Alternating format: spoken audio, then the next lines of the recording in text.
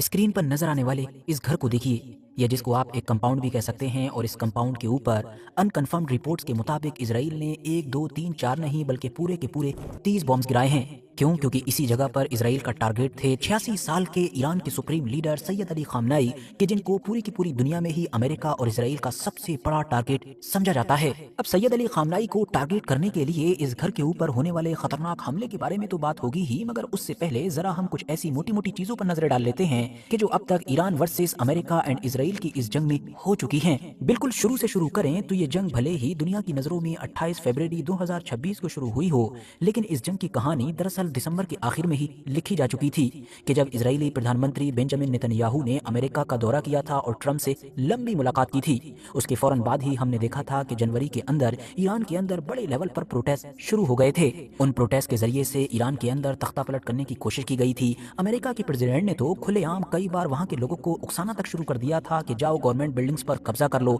मदद बहुत जल्द ही पहुंच रही है। लेकिन जैसा कि हम जानते हैं कि वो मदद कभी नहीं पहुंची थी। ईरान ने क्रैकडाउन शुरू किया और उन प्रोटेस्ट को कुचलने में कामयाब रहा। रिपोर्ट्स बताती हैं कि उस पीरियड में इजराइल की तरफ से अमेरिका के ऊपर हद से ज्यादा प्रेशर था कि फौरन हमला किया जाए, और शायद अमेरिकन प्रेसिडेंट ट्रंप भी इस बात का मन बना ही चुके थे, इसीलिए तो वो इस तरह की बातें कर रहे थे। मगर आखिर में अमेरिका की मिलिट्री से जुड़े हुए जो सीनियर जनरल्स वगैरह थे, उन्होंने ही ट्रंप को ऐसा करने से रोका, क्योंकि उनके मुताबिक अगर हमला किया जाता तो अमेरिका अभी ईरान की जवाबी कार्रवाई का मुकाबला करने के लिए पूरी तरीके से तैयार नहीं था। यही वजह है कि इसके बाद फिर हमने देखा कि एक के बाद एक लगातार बड़े बड़े अमेरिकन हथियार मिडिल ईस्ट में आने शुरू हो गए। चंद दिनों के अंदर ही पूरे के पूरे मिडिल ईस्ट को एडवांस हथियारों से भर दिया गया। 2003 के बाद ये पहली बार था कि जब अमेरिका ने मिडिल ईस्ट के अंदर इतने बड़े लेवल पर अपने ताकतवर हथियारों को तैनात किया था। याद रहे कि 2003 ही वो वक्त था कि जब इराक ने फुल ताकत से सद्दाम हुसैन को खत्म करने के लिए इराक में एक जंग का आगाज किया था। अब मिडिल ईस्ट के अंदर अमेरिका ये सब कुछ उस वक्त कर रहा था कि जब वो ईरान के साथ बातचीत भी कर रहा था, टेबल पर बैठ रहा था और उससे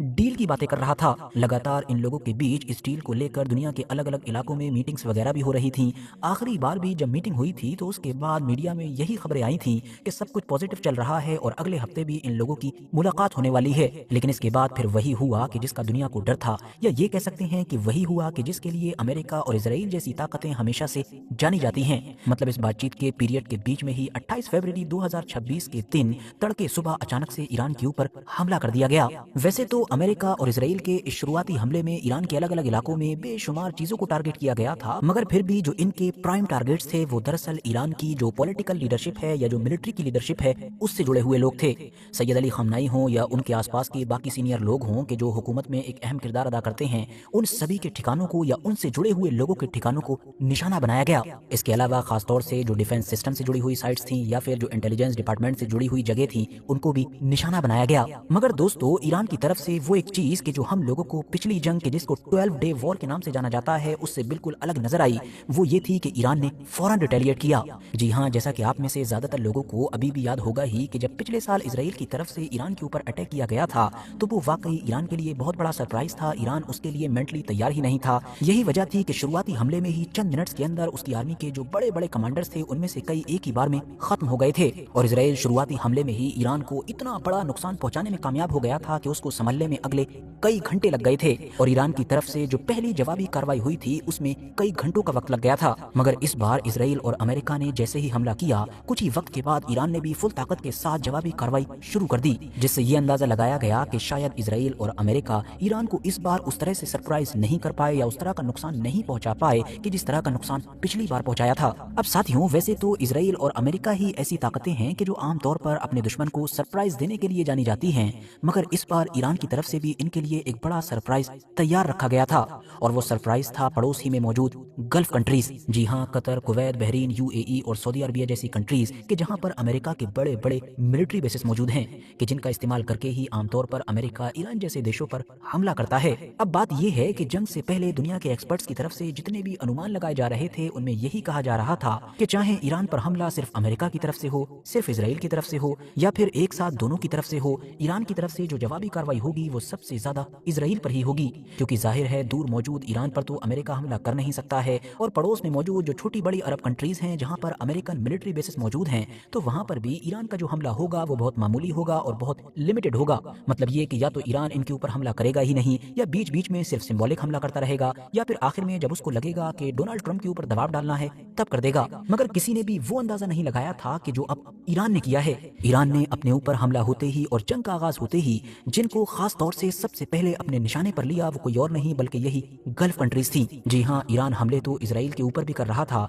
मगर जिस तरह के हमले हो रहे थे और जिस लेवल के हो रहे थे उनको देखकर क्लियरली पता चल रहा था कि ईरान ने शुरुआत में मेन टारगेट इन तमाम अरब देशों को बनाया है, ना कि इजराइल को बनाया है। कतर हो या कुवैत, बहरीन हो या यूएई, हर जगह से ही ऐसी ऐसी तस्वीरें और वीडियोज आनी शुरू हुई कि जिनको देखकर हर कोई हैरान था, क्योंकि किसी ने सोचा ही नहीं था कि इन देशों से भी जंगों की ऐसी तस्वीरें बाहर निकल कर आएंगी। बात यह है कि ये सारी कंट्रीज दुनिया का तेल, गैस, टूरिज्म और बिजनेस कंट्रोल करती हैं। ये वो इलाके हैं कि जो सेफ्टी और स्टेबिलिटी के लिए जाने जाते हैं, बल्कि यही चीज तो दुनिया को इनकी तरफ आने के लिए अट्रैक्ट करती है। इसीलिए एक्सपर्ट्स की तरफ से अब ये माना जा रहा है कि ईरान का बिल्कुल शुरुआत से ही इन तमाम इलाकों को अपना प्राइम टारगेट बनाना क्लियरली ये दिखाता है कि ईरान ने शुरुआत से ही इस जंग को अपनी सर्वाइवल की जंग मान लिया है। मतलब ईरान ये मान चुका है कि उसके लिए अब करो या मरो की कंडीशन आ चुकी है। इसीलिए वो शुरू से ही वहां पर टारगेट कर रहा है कि जहां उसको लगता है कि अमेरिका को सबसे ज्यादा तकलीफ पहुंचेगी। वो इसलिए क्योंकि चाहे अमेरिका की गद्दी पर बैठने वाले डोनाल्ड ट्रंप हों कि जिनको एक लीडर कम बिजनेसमैन ज्यादा माना जाता है, या फिर बाकी भी अमेरिका को कंट्रोल करने वाला सीनियर तबका हो,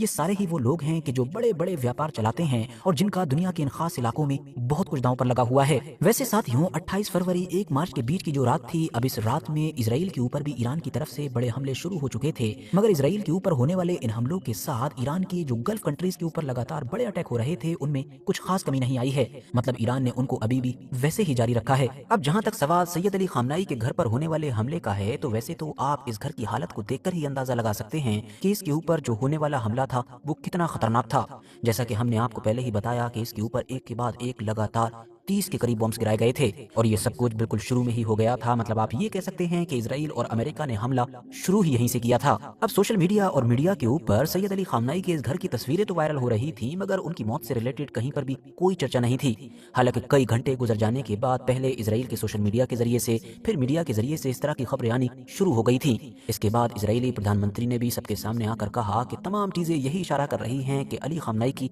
डेथ हो गई है। उसके बाद हम देखते हैं कि डोनाल्ड ट्रंप ने भी सोशल मीडिया के थ्रू ऐलान किया कि सैयद अली खामनाई की मौत हो चुकी है, और फिर कुछ घंटों के बाद ही ईरान के स्टेट मीडिया ने भी ऑफिशियली कंफर्म कर दिया कि उनके सुप्रीम लीडर सैयद अली खामनाई इस दुनिया में नहीं रहे। अब वैसे तो सैयद अली खामनाई किसी बंकर में या फिर किसी ऐसी सीक्रेट जगह पर तो थे नहीं कि उनकी लोकेशन को ढूंढा जाता, बल्कि वो तो अपने चंद फैमिली मेंबर्स के साथ उस घर के अंदर ही थे जो बाकी आसपास के घरों की तरह जमीन के ऊपर ही मौजूद था। मगर हाँ, खास बात ये थी कि जिस वक्त ये अटैक हुआ उस वक्त सैयद अली खामनाई IRGC के चीफ और इसके अलावा जो अली शामखानी हैं, जो ईरान के बहुत ही असरदार इंसान समझे जाते हैं और हुकूमत में एक अहम किरदार अदा करते हैं, उनसे मुलाकात कर रहे थे, जिससे पहली नजर में ही क्लियरली ये इशारा मिला और बाद में जैसा कि कंफर्म भी हो चुका है कि इजराइल इसी लम्हे का लंबे वक्त से इंतजार कर रहे थे। मतलब किसी तरीके से इन लोगों के ऊपर नजर रखे हुए थे और उनको इसी वक्त का इंतजार था कि जब ज्यादा से ज्यादा पॉलिटिकल या मिलिट्री लीडरशिप से जुड़े हुए सीनियर लोग एक ही जगह पर जमा हों तो उनको अटैक किया जाए। और 28 फरवरी 2026 को उनको जैसे ही सिग्नल मिला उन्होंने फौरन ही अटैक कर दिया।